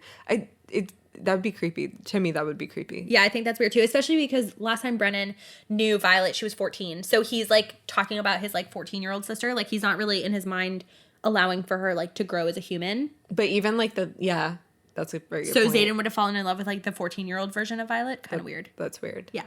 But also just, like, the concept of, like, you're seeing someone or hearing about someone and you're like, oh my God, I'm in love with them. And then you meet them and, like, you make the relationship happen. It's like, oh, stalker vibes. Like, I don't know. Yeah, maybe. No such bad thoughts about broody baby boy. Pretty baby boy. BBB. BBB. All right. They get back and Terrence says they'll leave first thing in the morning because hopefully it'll lessen the punishment. Yeah. For Violet. Violet's feeling all sorts of, like, feelings about this whole Catriona situation. And in typical Terran fashion, he quells her insecurities with sass. Yeah. But it works. Yeah, of course, it works. They land back at Samara, and Xaden is so mature and wonderful and amazing. He asks her if they're going to have to spend their time talking about Kat. We get a chin lift, too. Oh, I skipped over that. Yeah. Well, just in that moment, he, like, takes her face and he's like, are we really going to spend the last moments talking about our exes? Oh. And Violet's like, nope, not unless you want to spend them talking about my previous lovers. So that settles that. She tells them that they will, however, have to talk about Viscount Takaris. Yeah. And just to illustrate how little he wants to talk about it, Xaden's like, I'd almost rather talk about our exes. Then he turns to her and asks, who are your exes? Do I know them? And I just love it. It's such a normal conversation. Yeah. Just like... We don't even know them. Her exes? Yeah. I don't really... Because I don't think she ever had a boyfriend. Like, I think but she's she just, like, alludes banged to people. having- Oh, okay. Yeah, I don't think she's been in a relationship. But I'm saying that with zero evidence. Violet will not be deterred. She wants the scoop on Takaris. She insists that, quote, I know you want to keep your secrets, but you told me you'd give me information if it would affect my decisions. And I have a nagging suspicion what's going on has to do with me. So she asks him mind to mind, what does Takaris want that you're unwilling to give? And that's when Xaden tells her that besides weaponry and a private army, he wants to see her wield. while that seems simple enough, this Viscount is sneaky. He only was willing to let them use the luminary, not take them. Also, like Xaden said during the assembly meeting, this guy likes to collect people, or he likes to collect precious things and then keep them against their will, so he doesn't want to risk Violet. And she pushes back, saying that it's not his risk to take, and I am weeping, melting, sobbing in a puddle on the floor. He says, quote, I told you in Erasure I would rather lose this entire war than live without you. Swoon. Yeah, I wrote that quote too. Ugh. And she is so stupid. And I wrote stupid with like 5 million O's, and I know that's not how you spell stupid. I type things funny too, because I'm very expressive Me when too, I'm making like, my notes. me I'm too. oh. She tells him, quote, I didn't think you meant it when you said that. Why? Why, Violet? What does this boy have to do for you to believe that he means what he says? She then says, she thinks to herself, I love this man with every beat of my reckless heart, which would be his if he simply stopped keeping all his secrets and let me know him. Violet. You dumb bitch. He's been writing you letters. He's been slowly getting you more and more in on this whole scheme that you've been upset about. And he is letting you in. Like, does she, like, what more do you want? What more do you want? She wants those 3 stupid little words that he has expressly told her why he's not. Like, he hasn't said, I don't love you. He's just said, I'm not telling them, like, I'm not saying it now because I don't want you to think it's so that I can get in your pants. Now that they fucked, like, it's open season on I love yous. I just think it's unreal. Like, she's being unrealistic. It takes time to meet, to get to know somebody. It's not just like, open up to me and then you like word vomit everything and every little secret you have. Like, what they're doing with the slow steps and him like slowly letting her in, that is letting him in. That is getting to know someone. That is how it works. So like, Violet, like, you're getting what you want. I know. It's so annoying. It is. As they're having this conversation, Xaden slides the dagger that he withheld from the flyers and slides it into a sheath she's wearing because she's wearing his I will jacket. never get tired of him sheathing knives on her. I don't know why. It is so sexy every time. I just like, it's the protective element of like, I'm giving you tools to defend yourself. Anyway. He says, quote, I need you to be able to defend yourself no matter what happens. You're not the only one with bad dreams, you know. What? She reminds him that she's a lightning wielder, so she's never defenseless against the venom, but she accepts the dagger. But also, she's not able to wield her lightning properly. Yeah, she's not able to aim. Like, once she's able to aim, then it's like, okay, you're the most powerful thing of the realm. Like, yes, but until then, Violet, you need the dagger. Power is Take useless. the dagger. Yeah. He asks if there's anything else they need to discuss, and she says, other than the Battle of Zolia getting leaked in Battle Brief and Markham playing it off as propaganda, or the fact that Nolan spent months saving Jack Barlow's life. Oh, and Varish punched my shoulder out of socket during interrogation after Dane refused to use a signet on me. Don't worry, we escaped. They tried using this new elixir on us that dulls our connections to our dragons and our signets, but I remembered how it smelled from land nav, so we avoided that one. Well done. And I could just imagine Xaden in a cartoon, like, you know when they've got the stars like going around their head, like they're about to pass out, like, like going cross-eyed? He looks at her and he's like, quote, what happened to us working on that communication thing? But, so, I have a bit of a gripe with that line because they haven't had the chance. Like, I know. This is the first chance she gets and she's telling him everything. So again, it's like, guys, get over it. I know. And she's like, oh, I can make you ask questions for information. And I love how now she's like teasing him about it, giving him a taste of his own medicine. Love it. And then she's like, did I mention that Dane challenged me? Shit, I should probably tell you about Arik too. And I'm just like, this is an emotional roller coaster. A lot has happened. Yeah. Because all Xaden replies is, so much for option number 2. Yeah. The scene changes and Violet is back at Biscayeth on a high. She's like, Xaden and I have been open with each other. I hid the pickle. Life is good. And Violet tells Taryn that she'll face her punishment. And he's like, no. Quote, our departure was more my fault than yours. I will not stand for you to bear my punishment. And I love how Violet's response is, stop being so sweet. It's disturbing. I know. I love that. She asks about Andarna for the first time in a while. And I feel like we haven't spoken about her in a few chapters. But Taryn tells her quickly it's too early to tell. Apparently, every adolescent enters the sleep for whatever amount of time their body needs, and hers just needs more time than most. Yeah. I'm worried about her. I'm scared she's going to, like, wake up with no powers or something. No comment. Okay. He reassures her that she's being guarded by the elders and that there's nothing to worry about. So Violet responds saying, quote, I'll tell you if my punishment includes death or inconvenience. And his response is, like, Man, oh man, he is just on a roll this chapter. He goes, quote, I will already know, as I'm continuously with you, forced to bear witness to the awkwardness that is 21-year-old humans. So good. So good. I'm deceased. It is just too funny. Violet is walking towards the gauntlet. She notices her squad is practicing, and she jumps right back in, giving Sloane advice. And obviously, so far, the letters aren't incentive enough for Sloane to be nice to Violet, because she's turning her nose up at Violet's help. Mm-hmm. And instead of being butthurt, Violet just tells her, quote, your brother won the gauntlet patch last year. No one expects you to fill his shoes. Just try not to die, will you? Mm-hmm. The girl's giving me whiplash. Like, 1 second she's cool, confident. 1 second she's annoying me. 1 second I love her. Second I want to slap her across the face. Like, I don't know where I stand with Violet in this book, and maybe that's why I'm just like, I don't know. That's fair. Then Emeterio makes me love him beyond words. Right? So, okay, my favorite professors right now are Devera and Emeterio. Mm-hmm. Later in this chapter, Kaori joins this list. Yes. But anyway, he warned... Yeah. Sorry. No. It's just exciting because a few chapters ago, like, I think she listed off a bunch of her professors, and we're like, we don't know who to trust. And it's in the moment that we're like, oh, Markham is not to be trusted. Right. And obviously we know Varish is not to be trusted. But we kind of, like, weren't sure where we stood with everyone else. Mm-hmm. But then, like, last episode with the history class with Devera, I was like, oh, she's on their side. And then, like, now again. And now, like, Emeterio joined the list. And then in a bit. It's so fun. Like, it's just... It's exciting. It is exciting. Emeterio warns her that she's upset leadership, and then he tells her, quote, I do not have favorites. That would be foolish in this place. But if I did, and I'm not saying I do, but if I did, I would suggest that favored student, that she stresses the undimmable bond of her legendary battle dragon and forgets any mention that perhaps strengthening her mental shields could have saved her from such a rash decision when it comes to departing without leave. But I would also hope that another favorite student, were I to have such a thing, would be teaching you stronger shield techniques so that this doesn't happen again. And then his gaze drops to her collar where there's a single silver line of lieutenant's rank because she is still wearing Xaden's jacket. And this is when I ask myself, is Emeterio an ally? Yeah. So nice. Yeah. As Violet's making her way to her room, she's interrupted by Varish. And she tells him she's just going to, like, wash up before presenting herself for judgment. Because remember, she's still wearing one of the alloy daggers and she's got to put it somewhere safe. Yep. Varish is smiling at her in the evil villain kind of way. Yep. Replying, quote, oh, so you do realize you were absent without leave. Meanwhile, Rhiannon stealthily opens her door, but Violet's like, no, like, shut the door. Yeah. But she also glances down at her jacket, I think, kind of hinting, no? No, so she shuts... So basically, like, Rhiannon, like, subtly was opening her door, like, fully. Yeah. And Violet, like, gives her a look. So she opens her door to just a sliver. Mm-hmm. So she's still observing this whole thing. Mm-hmm.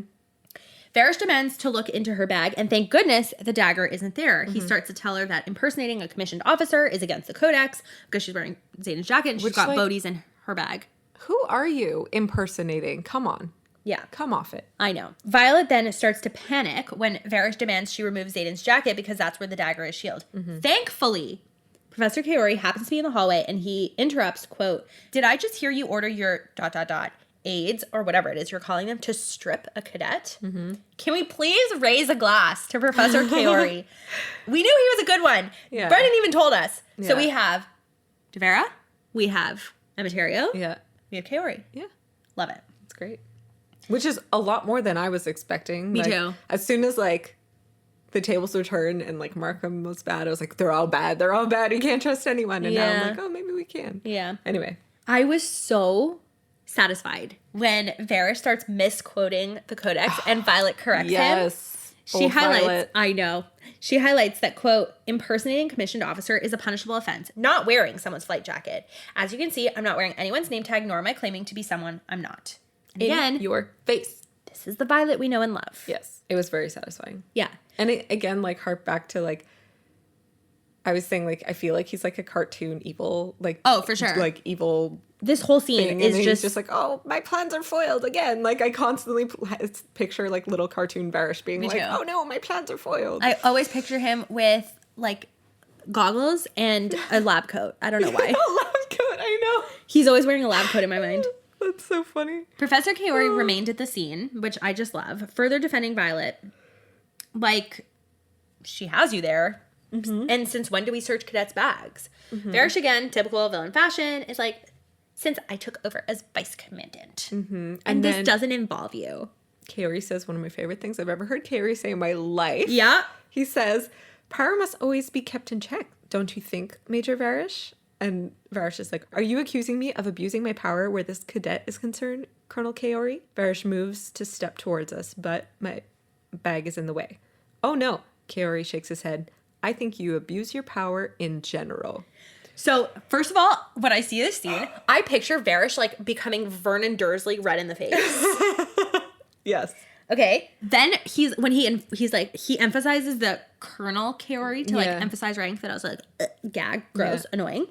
Yeah, Kaori's response is just chef's kiss. It was just so good. It was so good. It was so good. It was such a great little... Yeah, it felt like the scene where Umbridge and McGonagall are, like, on the steps and, like, they, like, take steps up and, like, whatever, but it's Kaori who comes out on top and you're just like, yes! Yeah. Love it. Love it, love it, love it. Also, the whole, like, codex part really reminds me of when Violet quotes the codex to Amber Mavis. Oh, it's true. Yeah. Mm-hmm. Varish is not deterred. He insists on inspecting the flight jacket. He goes through every pocket, and I want to jump out of my seat. I love this scene so freaking much. It is so satisfying. Honestly, I feel like this whole interaction could have been in any of our favorite teen movies. Oh, like, yeah. it is so... Oh, yeah. Teen movie coded. Anyway, Varish comes up empty on the jacket and spits out that, quote, she is still due to face court-martial for departing campus without leave. And Kaori, sweet, amazing, fantastic, smart, awesome.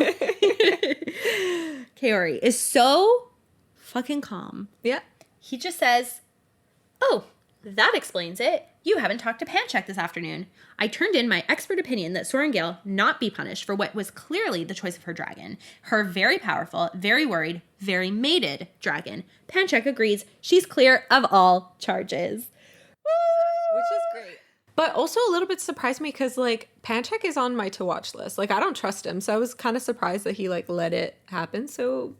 Well, I think this is an expert on dragonkind, giving him a well-reasoned argument, so, like, he probably just can't argue. Good point. Yeah. Varish loses his freaking mind, and Kaori talks down to him as if he were a child. Quote, come now, we can hardly expect a second year to shield out the overpowering emotions of her dragon when even we struggle as officers, let alone one as strong as Taryn. Then, park. Oh, I know. All the red flags. Maybe you struggle, Varish snips, losing his customary slick indifference. Some of us do not bow to the whims of our dragons. In fact, we influence them. Yeah. What? I know. Pump the brakes. Does he control his dragon? Oh my God. And then I was like, oh, like, is his power some sort of, like, mind control? I don't know. Oh man. So scary. He scares me. He, like, scares me, but he doesn't. Like, I feel like he's, like, a bit of a failed villain up until this point, but, like, also I think he holds a lot of power, so it's like... Yeah, he's not a failed villain. How has he failed so far? I mean... The only success was burning her out. His plans have been foiled many times. His plans have been foiled, but only because of luck on everyone else's behalf. Like, he did get her into that interrogation where he seriously injured her and would have killed her if it weren't for Dane saying no and Nolan helping them escape. Like, he's not a failure. He's just not been successful yet. Which I think there is a difference. Yeah, okay. That's fair. But I am waiting for the other shoe to drop. It will soon. Spoiler for next week. Kaori again refuses to be intimidated. Quote, well, that's certainly a theory worth contemplating. Odd. Would that mean you influenced Solus when he set fire to that squad of bonded riders after Parapet? Kaori. Mm-hmm. How good. What a legend. I know. I just, in my notes, I'm like, I need to calm down. Yeah. Varish again, textbook villain. Yeah. We're done here. And then walks off with his little minions. I know. Kaori warns her about having made enemies and walks off. Violet picks up the jacket from the ground and notices that the sheath where the dagger was in is empty. Mm-hmm. At the very moment, Rhiannon opens her door, yanks her in. Girlfriend Acio'd the dagger. Yes, she did. Through a wall. Which is her first time successfully doing that. And well, it seems like everyone's signets become heightened when they're like under pressure. Yeah. Yeah. Makes sense. Yeah, 100%. The whole squad is in Rhiannon's room. And Violet's like trying to amp her up and be like, oh my gosh, you're so amazing. Like, you did that. I can't believe it. You're incredible. And Rhiannon's like, enough. what the fuck is going on? Yeah. Why did you need to hide this? What is this dagger for? Exactly. And then Violet says, I'm so happy. This line, guys. It's for killing venom. Is right. Yeah. She said it. She finally told them. I know. Finally. She thinks to herself before she utters the words, though, I hope Xaden forgives me for this. Mm-hmm. But I have to tell you, besties, I broke quite a sweat writing the outline for this chapter. They're just, oh my goodness. It's so good. Yeah. It's very exciting. Yeah. I'm, like, proud of Violet. Great moment. Finally. I know. Yeah. Awards. What's your most romantic line? Taryn walks off with Sigale, their tails swishing in rhythm. It's a little thing, but it makes me smile. Aww. Isn't that cute? It is so cute. I love that. Mine is, shit, what is this? Jealousy, anxiety, insecurity?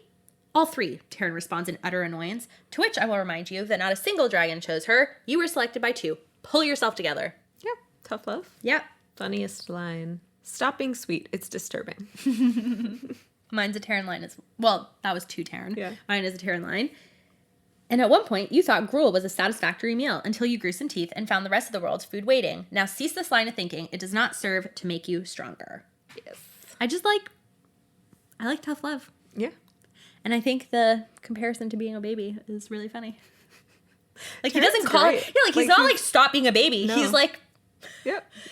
just like the way he says shit is just so. I know. He's definitely one of the best characters. Yeah, he definitely is. Spiciest. Mine's sassy spicy. Me too. Power must always be kept in check, don't you think, Major Varish? Mine's a Kaori line also. Are you accusing me of abusing my power where this cadet is concerned, Colonel Kaori? Oh no, I think you abuse your power in general. Mm-hmm. Which is, mine is right before that. So Yeah. it's the same, that moment. We're very aligned. That moment was just so good. It was so great. satisfying. Yeah, it really was. Yeah, and it's just nice, like we said, to have like another person in her corner. Because boy, does she need it. Absolutely. Okay. Chapter 30. Violet finally lets her friends in, and this only bonds them closer together. The core 4 work together to find out more information on wards and the first 6. We get a glimpse at Threshing before heading to the burn pit for watch duty. We end with another assassination attempt, leaving us with a cliffhanger. Literally. Well, it's not a cliff, but That was a hanger. the joke. Yeah. Whoops. Well, the pre-chapter blurb comes from Article 2, Section 3 of the Biscayas War College Code of Conduct, and it says, quote, barring invasion, only riders and designated scribes are permitted in the riders' quadrant. To enter uninvited as infantry or even healer is to welcome a swift death. You know something's going to happen. Absolutely. You know something bad's going to happen. Yeah. So Violet tells her friends everything except for Erasia. Which I think is fair. Totally fair. And she waits for them to be upset, but she's only met with questions and disbelief. Like belief, but shock, you know? Mm-hmm. They're checking in with their dragons and they're all getting confirmation. And Violet reiterates that, quote, Taryn says the Empyrean is split. Some of the dragons want to act and others don't. Without the Empyrean taking an official stance, none of the dragons are willing to put their riders in danger by telling them if they don't already know. Mm-hmm. Riddick repeats that people are dying beyond the wards and the propaganda is real. Like he's repeating it to like confirm it. Yeah. Side note, could they not have had this revelation in Violet's room where it's soundproofed and like warded and safe? Like this makes me very nervous. They're literally across the hall. She couldn't have been like, okay guys, like pause. Yeah. Let's just cross over. That's true. That's a very good point. Anyway, the squad is working out like how this could be real. And I was surprised, and I wonder if you were surprised, that Riddick was the one having the most difficulty grasping the reality of the situation. I'll explain. Or I'll continue. Mm-hmm. He can't believe that they kept a lie this big. But Sawyer is like, actually, it's not unbelievable. Living in Lucerys, I promise you, the only news we got along the coast came from what the scribes put out as official announcements. It's as easy as Markham choosing which news gets published and which doesn't. We aren't even open to trading vessels from the Isle Kingdoms. So Sawyer on board, 100%, no doubts about it. Mm-hmm.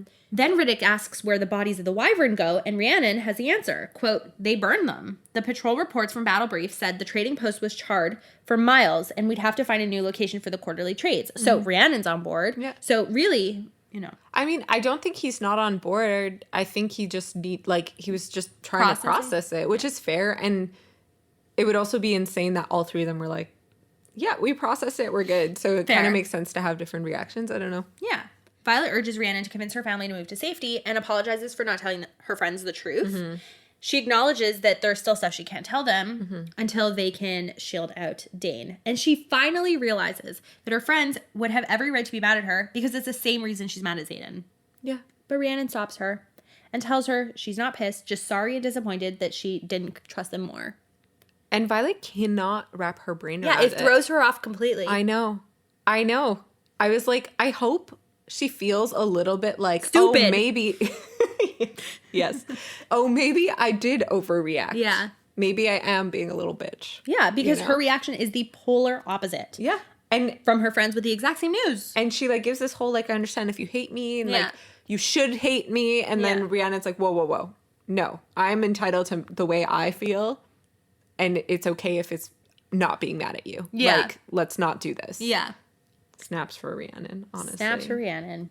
We have this lovely, if cheesy, all for one and one for all moment. Yep. And Rhiannon asks, what are we doing about the fact that we only have months before we're taken over by Venom, basically? Sawyer agrees, saying they cannot stand idly by while Xaden and the marked ones risk everything. And Rhiannon tells Violet that they can leave the marked ones to do the smuggling business and kind of keep on that path, but they can focus on the second set of wards. Yeah. Divide and conquer. I love it. Yeah. Violet's like, you're really volunteering to spend your time reading all these classified books. And Sawyer's like, well, if it means spending time in the archives, yep. Yeah. What? He says it in a way that... Yeah, because he has a thing for Jacinia. Oh. I didn't catch that. Yeah. I thought he had a thing for Nadine. Nadine's dead. I know. And that was Riddick, who I don't think had a thing with Nadine. They just had good chemistry. Oh, I got confused. I confused the boys. Oh. Anyway. They discuss the progress Violet has made in terms of the books she's been reading, and she laments that she hasn't found what she needs. This is why diversity and inclusion produces better results. Mm-hmm. Exhibit A, because Riddick introduces the idea of personal journals. Yep. He, being Riddick, has to rub it in his face that he knows something that they don't. Mm-hmm. But he tells them that the first 6 kept journals. Lyra and Warwick's journals are at Basgiath, according to the ledger on Lilith's desk. Mm-hmm. We have to hand it to our boy Riddick. He leafed through the ledger when they were in the general's office during squad battle, and he freaking remembered. I know. You gotta. That's impressive. It's so impressive. Especially in the high stakes, moment that they were in. Yeah. To see the information, process it, and keep it up there, that's impressive. Absolutely. Good on you, Rids. And not only does he remember their existence, remember which of the first 6 had journals at Basgiath, he also remembers where they were, which is in a sub-level vault, which Violet has never heard of. Mm-hmm. When Violet points that out, Riddick has the perfect response. Quote, right, because the scribes have kept the biggest secret in Navarre's history safe all these years by granting access to second years. Because she's like, Jacinia would have known about this, I would have known about this, blah, blah, blah. Anyway, the scene ends with her realizing she would have made so much more progress and she would have had this vital information had she opened up to her friends. Yep. Sounds like something we've heard before. We remember at the beginning of this book when she's standing and talking to Brennan and talking about how the wyvern are created, not hatched. And Brennan's like, what? Yeah. And she gets upset because she's like, had you told me earlier, I would have told you, Yeah. We're getting a lot of parallels. Yeah. And to be in such a dire state, they have 6 months. Okay, maybe a year, but they have 6 months. That's not a lot of time. That's going to go by in a snap. You guys need to rally. You guys need to work as a team and fix it. Because otherwise, you'll be wyvern food. The scene changes once again, and we learn that Jacinia knows nothing about the sublevel vault like Violet thought. And Violet acknowledges that the research is going much faster with 4 people than her doing it by herself, and that it's really nice to be spending this time with her friends. But her anxiety levels are rising once more. They still haven't found answers, and Darna is still asleep, and Taryn is being nice about it, which is making things worse. We then get a rundown of what's been happening, which is nice because we're moving the story forward without getting, without losing context. It's very much just like a montage. Her and Xaden miss each other the next weekend because they got pulled into another land nav session. Side note, Jack Barlowe is apparently being nice to everyone. Sawyer reads a 300-year-old text that confirms that more than one wordstone was created, so they know they're on the right path. The next Saturday, Xaden's on duty in that ops room that Violet doesn't have the clearance for, and Mira's also on patrol, so Violet's alone for the majority of the visit. Mm-hmm.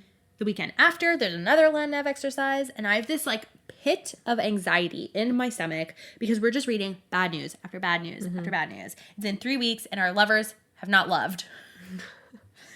The message is Terrence and Gale won't be denied, but Violet and Xaden will. The following weekend, again, Violet has to choose between her squad and her man, but Terrence makes a choice for her, and they choose to stay. So it has now been a month. Yeah. Next thing we know, it's threshing. And Violet is stressed with a capital S about Sloane bonding. And Imogen finally makes... for Arik, too. Yeah, but more for Sloane. Yeah. But Imogen finally makes an appearance, and we haven't seen her in a while either. Like, I feel like in this book, we're getting, like, really intense chunks with, like, different people. Like, we got a really intense chunk with Xaden, we got a really intense chunk with Imogen at the beginning. Now we're getting a really intense chunk with with our squad. Yeah. And, like, Dane disappeared for a while. Like, it's true. People are, like, kind of... It's a revolving door. Yeah. I mean, there are a lot of characters, but yes, I agree. It's very segmented in that way. Yeah.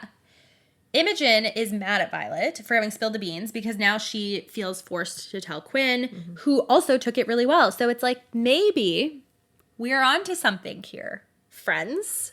We learned the names of some of the first years, taking Quinn's advice to not bother until threshing. So we're at threshing so we can learn their names. So there's Vicia,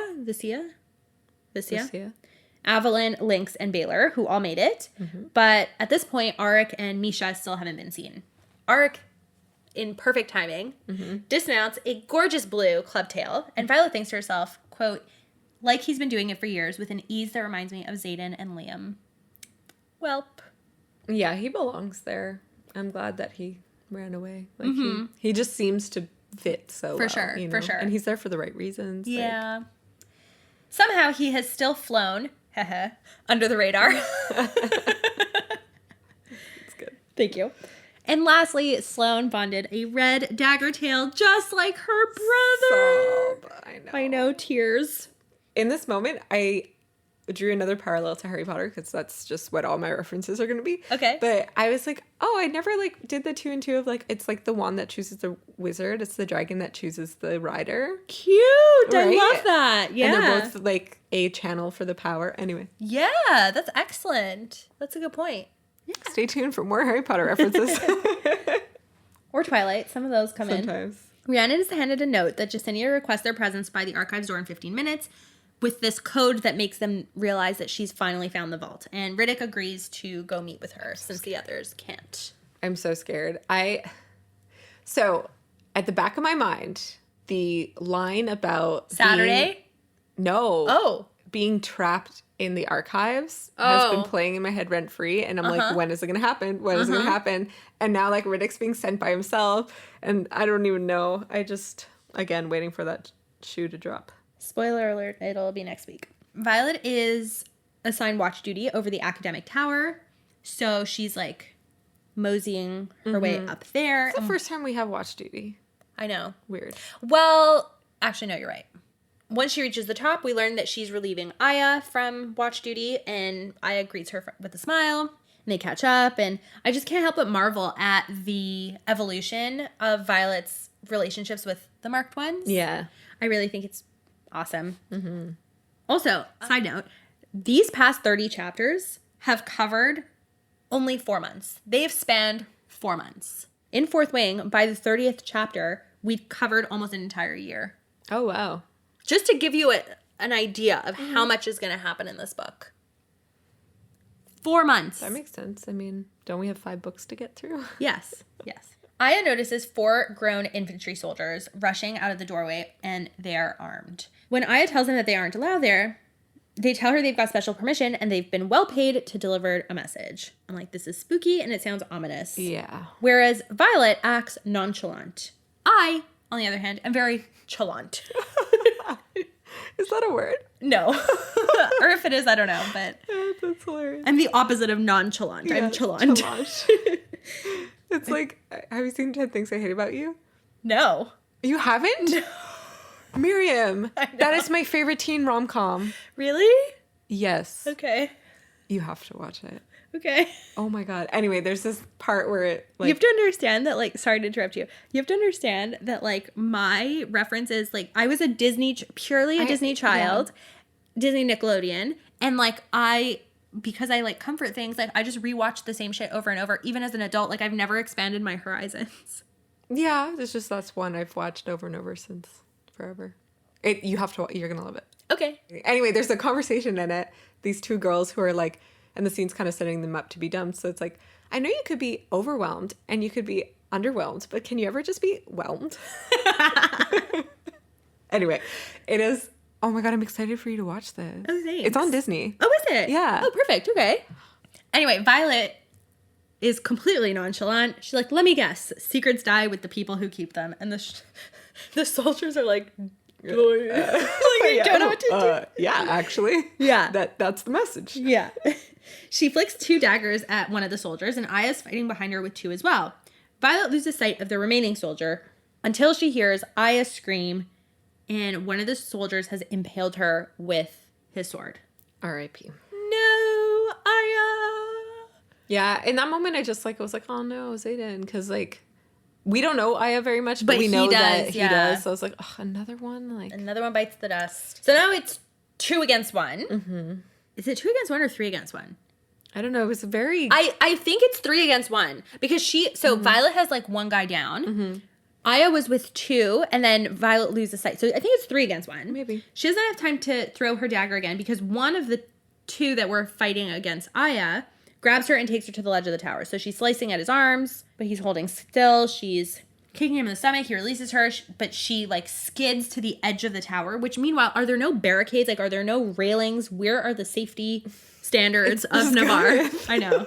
Yeah. And the soldier's like, it's nothing personal. It's just money. Side note. Yeah. Violet has never needed money once. Yeah. So if these infantry people are also part of this guy, they don't need money.